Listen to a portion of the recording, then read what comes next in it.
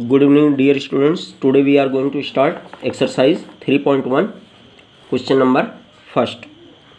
Your question number first is, see the question in your book. Given here are some figures. एक figure आपके पास ये है, figure number 2, figure number 3, figure number 4, figure number 5, figure number 6, figure number 7, figure number 8.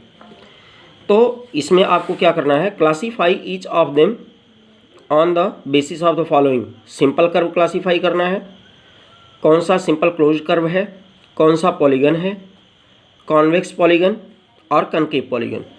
तो first you have to see here simple curve. Simple curve में क्या होता है, मैंने आपको बताया था. सिंपल कर्व में एक बार पेन चला करके और हम स्ट्रेट या फिर टेढ़ी मेढ़ी कैसी भी लाइन आप ड्रा करते चले जाओ, लेकिन वो इंटरसेक्ट नहीं होनी चाहिए, ओवरलैप नहीं होनी चाहिए, एक दूसरे के ऊपर ना आए, कहीं इंटरसेक्टिंग ना हो, तो इसका मतलब वो सिंपल कर्व होता है. तो इसका मतलब अगर हम सिंपल कर्व की बात करें तो फिगर नंबर 1 आपका ये सिंपल कर्व है. मान लो हमने यहाँ से पेन चलाना शुरू किया, ये आए, फिर यहाँ गए, फिर यहाँ गए और फिर यहाँ आए और फिर यहाँ पहुँच गए. तो ये सिंपल कर्व है और सिंपल क्लोज कर्व भी है. आगे देखेंगे हम ऐसे. ये भी आपका सिंपल कर्व है. ये सिंपल कर्व नहीं है क्योंकि अंदर को तो आप इसको एक बार में ड्रॉ कर सकते हो, लेकिन बाहर वाली को ड्रॉ करने के लिए आपको पेन उठा करके दोबारा से इसको ड्रॉ करना पड़ेगा. तो it is not simple curve. ऐसे ही ये भी सिंपल कर्व आपका नहीं है. क्यों? मान लो इधर से आप लेके गए इधर, और जब इधर लेके आ रहे हो तो यहाँ देखो ओवरलैपिंग हो गई, यहाँ कॉमन पॉइंट मिल जाएगा, एक से ज़्यादा पॉइंट यहाँ आपको मिलेंगे. तो इस तरीके से ये भी नहीं है. ये आपका सिंपल कर्व है, ये भी सिंपल कर्व है, ये भी आपका सिंपल कर्व है. ठीक है. तो इस तरीके से आपके पास जो है यहाँ पे सिंपल कर्व में आ गया number 1, 2, 5, 6, 7. It is simple curve. B part में you have to find simple close curve, यानी जो सिंपल हो और साथ में क्लोज भी हो. क्लोज का मतलब क्या होता है, उनके एंड पॉइंट्स ज्वाइन हो. तो इसमें है फिगर नंबर 1, 2, 5, 6 और 7. यानी यही जो फिगर सिंपल कर्व में है ये सिंपल क्लोज में भी है. ये देखो, यहाँ से चले, ये आए और ये क्लोज हो गया. तो सिंपल भी है और क्लोज भी है. ऐसे ही ये भी सिंपल और क्लोज कर्व है. ठीक है. उसके बाद फिगर नंबर 5, ये सिंपल और क्लोज है, ये भी सिंपल क्लोज है, ये भी सिंपल क्लोज है. तो इस तरीके से ये सिंपल क्लोज कर्व हो गया. पॉलीगन क्या होता है? पॉलीगन में स्ट्रेट लाइन होती है और उससे क्लोज फिगर होता है और लाइन सेगमेंट से बनता है. तो 1, 2, 3, 4, 5 लाइन सेगमेंट है और क्लोज फिगर है. इसका मतलब ये आपका पॉलीगन है, ये भी पॉलीगन है. तो figure number 1 and 2 there is only 2 polygons. Figure number 1 and 2 these are polygon. ये आपका नहीं है क्योंकि इसमें स्ट्रेट लाइन नहीं है. ठीक है. ये भी आपका पॉलीगन नहीं है क्योंकि ये आपका इस तरीके से क्लोज फिगर नहीं है. ठीक है. यहाँ पर आपका जो है स्ट्रेट लाइन नहीं है, इसमें कर्व आ गया, इसमें भी कर्व है, इसका मतलब ये नहीं हो सकता है. इसके बाद कॉन्वेक्स पॉलीगन. कॉन्वेक्स पॉलीगन क्या होता है, मैंने बताया था, जिसमें डायगोनल ड्रा करो और डायगोनल का कोई भी पोर्शन वो फिगर से बाहर ना जाए. इसमें आपका केवल एक एग्जाम्पल मिलेगा कॉन्वेक्स पॉलीगन में, नंबर 2. और कनकेव पॉलीगन की बात करें अगर हम, तो कनकेव पॉलीगन में सिर्फ एक फिगर ये है कनकेव पॉलीगन, क्योंकि 1, 2, 3, 4 डायगोनल्स, मान लो इसको आप ड्रा करते हो तो ये अंदर जाएगा, लेकिन अगर इस डायगोनल को आप ज्वाइन करते हो तो ये बाहर चला जाएगा. इसका मतलब ये आपका कनकेव पॉलीगन है. तो इस तरीके से क्वेश्चन नंबर 1 का आंसर जो है आपका डन. और यहाँ पे सोल्यूशन आप इसका इस तरीके से शो कर सकते हो in your book. See polygon में फिगर 1, 2, कॉन्वेक्स पॉलीगन में फिगर 2, कनकेव पॉलीगन में figure 1. Now question number 2. See the question number 2. How many diagonals does each of the following have? A part convex quadrilateral, a regular hexagon, a triangle. How many diagonals, यानी number of diagonals find करने के लिए मैंने आपको एक formula बताया था.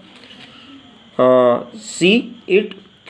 ए part number of diagonals of a convex quadrilateral equal to, formula होता है n-3 n-3/2.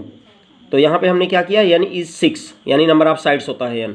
तो 6-3 सॉरी,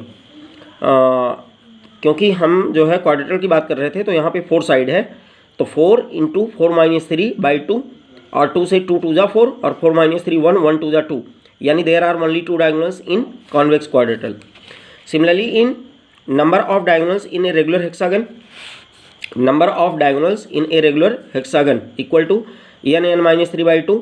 अब हेक्सागन में देयर आर 6 साइड्स, यानी n इक्वल टू 6, तो 6 minus 3/2 by simplifying we will get here 9, क्योंकि यहाँ से 6 माइनस 3 3 आ जाएगा और 2 3 जा 6 और 3 3 जा 9। Similarly the number of diagonals of a triangle equal to 3 minus 3/2, तो 3 माइनस 3 0, 0 इंटू 3 0, 0/2 इक्वल टू 0। तो ये हो गया आपका। Now question number 3, C the question number 3, what is the sum of the measure of angles of a convex quadrilateral? Will this property hold if the quadrilateral is not convex? Make a non-convex quadrilateral and try. So what is the sum of measures of angles of convex quadrilateral? Sum of measures of angles of convex quadrilateral. See the solution of question number 3. Sum of measures of angles of convex quadrilateral is equal to, formula लगाओ यहाँ पे, n minus 2 into 180 degree, ये formula होता है where n is the number of side.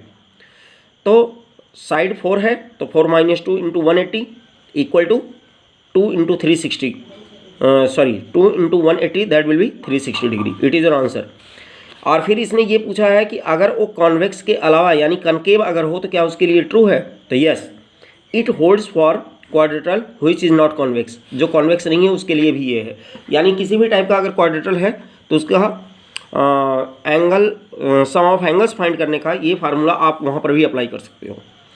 Now question number 4, see the question number 4, examine the table, each figure is divided into triangles and the sum of angles deduced from that. यहाँ पे triangle है, quadrilateral है, pentagon है, hexagon है। तो इन्होंने क्या किया कि ट्रायंगल के सम ऑफ 3 एंगल्स इज 180 डिग्री होता है। यहाँ पे 2 ट्रायंगल बन गए, यानी एक डायगोनल ड्रॉ किया तो 2 ट्रायंगल बन गए और दोनों के सम ऑफ एंगल्स, इसका 180 इसका 180, तो 2 इंटू 180 360 आ जाएगा। इस तरीके से यहाँ पे 3 ट्रायंगल्स बन रहे हैं तो 180 इंटू 3 करेंगे तो इनका सम ऑफ ऑल एंगल्स आ जाएगा। ऐसे ही 1 2 3 4 ट्रायंगल्स बन रहे हैं तो 4 इंटू 180 कर देंगे तो इसका टोटल सम आ जाएगा। लेकिन इसके लिए हमारे पास फार्मूला भी होता है सम ऑफ एंगल्स फाइंड करने का, जो कि n माइनस 2 इंटू 180 डिग्री होता है। तो आप यहाँ पर भी लगा सकते हो n माइनस 2। अब देखिए इसमें तो सिंपल सी बात है, sum of 3 angles of a triangle is 180 degree, और आप जो है 3 का फार्मूला भी लगा सकते हो इसमें। अगर लिखना चाहो तो 3 और 3 माइनस 2 3 माइनस 2 इंटू 180 डिग्री, तो 3 माइनस 2 इज 1 इंटू 180, तो इट विल बी 180 डिग्री। तो इस तरीके से इनका सम ऑफ एंगल्स आ गया। ऐसे ही यहाँ पे क्या होगा, n माइनस 2 इंटू 180, तो n is 4, number of sides is 4, तो 4 माइनस 2 इंटू 180, तो इसमें 360 आ जाएगा। ऐसे यहाँ n minus 2 into 180, 5 minus 2 into 180, ऐसे ही 6 माइनस 2 इंटू 180, तो you can do it. Now you can find the solution of part number A, B, C and D in your fair register. You can do it. Thank you and have a nice day.